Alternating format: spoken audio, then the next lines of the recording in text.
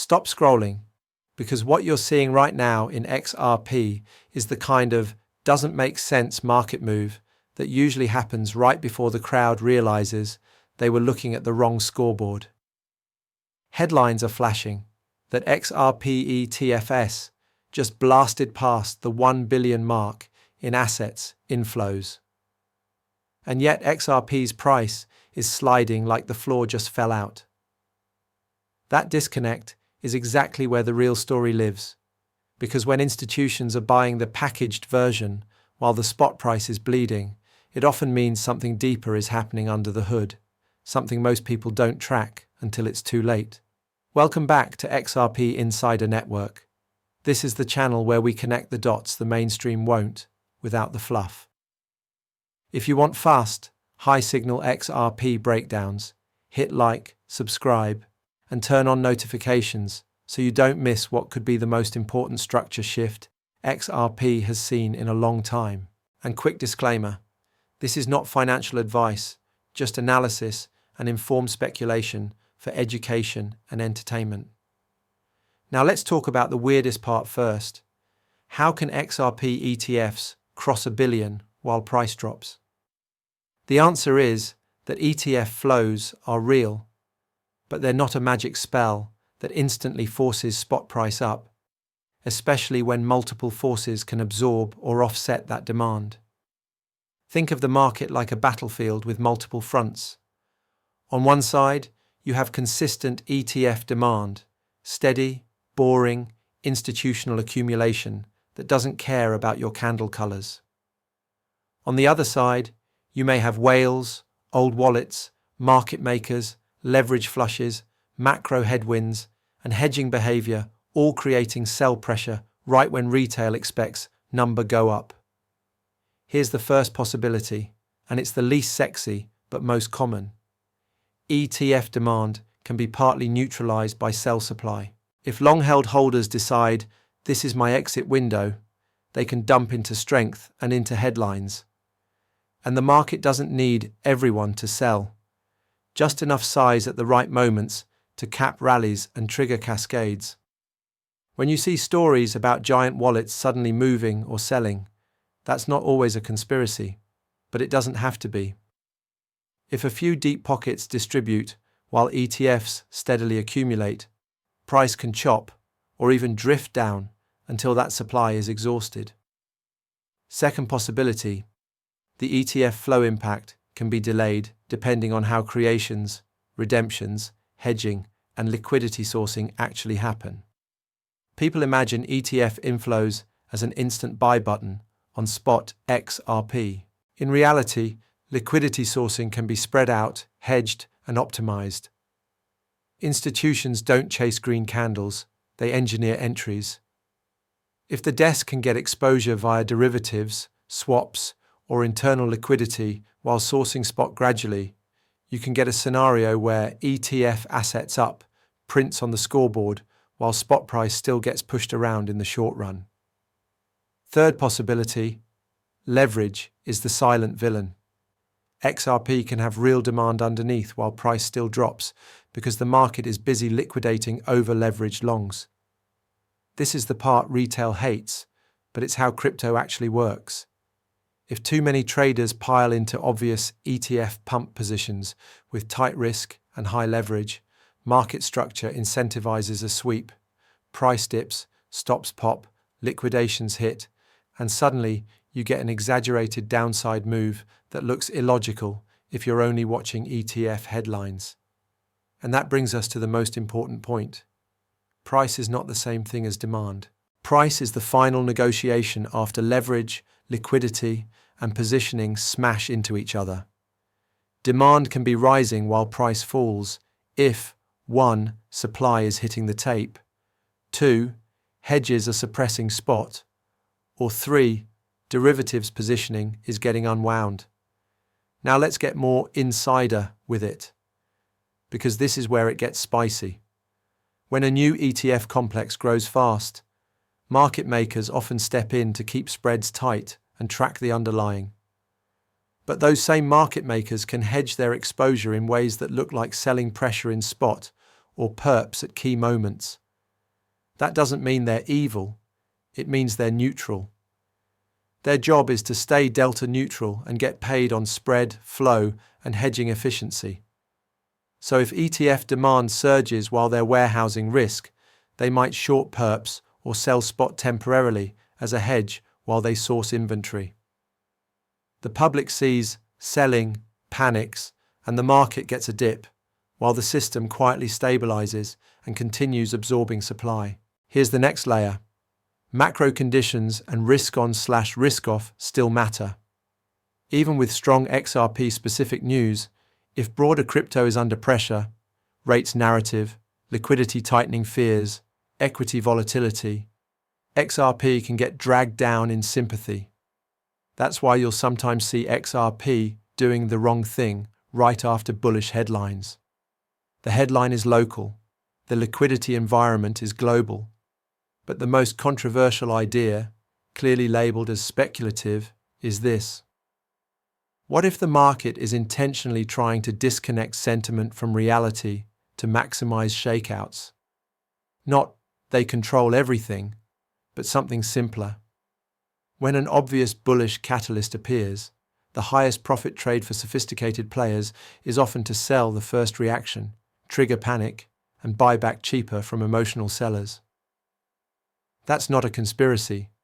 It's how crowd psychology gets monetized, and the reason it works is because retail trades narratives while pros trade positioning. So how do we translate this into a realistic, what happens next roadmap without inhaling hopium? Here are the scenarios, clean, simple, and brutally honest. Scenario 1. Supply overhang gets absorbed. This is the slow burn bullish case. Big holders keep distributing into the ETF demand, price stays heavy, sentiment stays nasty, and then one day it just stops going down. Volatility compresses, dips get bought faster, and the market quietly shifts from sell every pump to buy every dip. In this scenario, the billion-dollar ETF milestone is not the fireworks, it's the foundation. When foundations are being poured, it looks ugly. Scenario 2. Leverage flush, then reversal. This is the classic crypto move. One more scary wick lower, maybe triggered by a whale sell, maybe by a macro scare, maybe by a cascade, followed by a sharp snapback once weak hands are cleared. The key detail here is that the reversal doesn't happen because people suddenly got optimistic. It happens because the forced sellers are gone, and the buyer beneath, ETF flow plus long-term accumulation, finally shows up in price. Scenario 3. Chop and confuse. This is the market maker special. XRP grinds sideways with violent fakeouts, keeping both bulls and bears miserable, while ETFs keep accumulating quietly. This is how assets transfer from impatient hands to patient hands. Scenario 4. The bearish reality check. Yes, we have to say it. If macro liquidity worsens, if crypto enters a broader drawdown, or if the market decides risk assets need to reprice lower, XRP can fall even with strong ETF metrics. In that world, the ETFs don't fail. They just keep accumulating while price finds a lower equilibrium. That sounds scary, but it's exactly how long-term positioning often gets built. Institutions prefer down markets because they can accumulate without slippage and without headlines going parabolic. Now let's address the elephant in the room. People hear XRP ETF and assume it's game over, instant legitimacy, instant trillions. Slow down. ETFs are a pipeline, not a teleport. A pipeline can fill steadily while price remains suppressed by supply and positioning. The real tell is whether demand persists when price is red. That's why I keep hammering sticky inflows. Anyone can buy in green. The real signal is who buys when you're uncomfortable. Now, here's a tactical way to think about the price dropping piece without getting emotionally hijacked. If XRP is dropping while ETF AUM inflows are rising, it can mean the market is offering a discount to transfer supply to the new buyer class. Again, not a guarantee, just a pattern that happens often enough that you should respect it. It's like watching a store announce record gift card sales, while the shelves look empty and messy. The public thinks the store is failing because it looks chaotic, but the cash register is ringing. The mess is temporary, the demand is measurable. Also consider the metagame. Once ETFs are large enough, they become a gravitational force. They don't just buy, they create a recurring, scheduled, rules-based bid that can change how volatility behaves over time. And when volatility behavior changes, strategies change.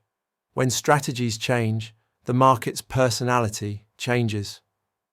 The next part is where speculation comes in, clearly labelled.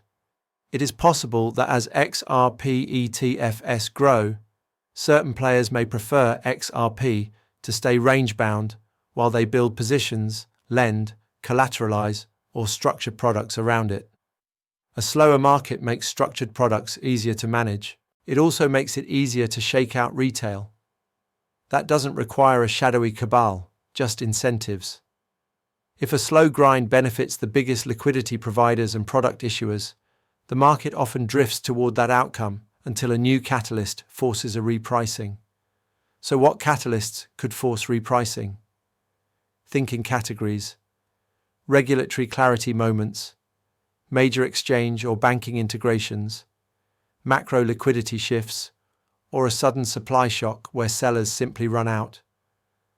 On the bearish side, think macro tightening surprises, broader risk-off waves, or legal regulatory hiccups anywhere in the crypto ETF ecosystem. The key is, the $1 billion milestone is a data point, not destiny. If you want to be early instead of emotional, you watch what happens after the milestone. Do inflows continue? Do outflows spike? Does price reaction improve over time? And does XRP start holding key levels with less drama? Now I want you to do something simple. If you've ever been shaken out of a position right before it reversed, hit like. Because that's exactly what this market structure is designed to do. And if you want me to keep tracking the ETF flow story versus on-chain/whale behavior versus derivatives positioning in plain English, make sure you're subscribed. We're going to stay on top of this. Let's close with the grounded takeaway. ETF over $1 billion but price is dropping is not automatically bullish or bearish. It's a tug-of-war signal. It tells you there is a real buyer, but there is also real pressure suppressing price. Pressure that could be distribution, hedging, leverage unwinds, macro drag, or a combination. If the buyer persists and the sell pressure exhausts, the next move can be violent upward because everyone who sold the fear has to buy back higher. If macro turns ugly or supply keeps flooding, price can keep sliding while the ETF complex quietly grows. That's why the smart approach is not to worship headlines, it's to track behavior. Headlines say billion. Behavior says who's still buying when it hurts. And that, more than anything, is what you should be watching right now. Not financial advice, just the game as it's actually played.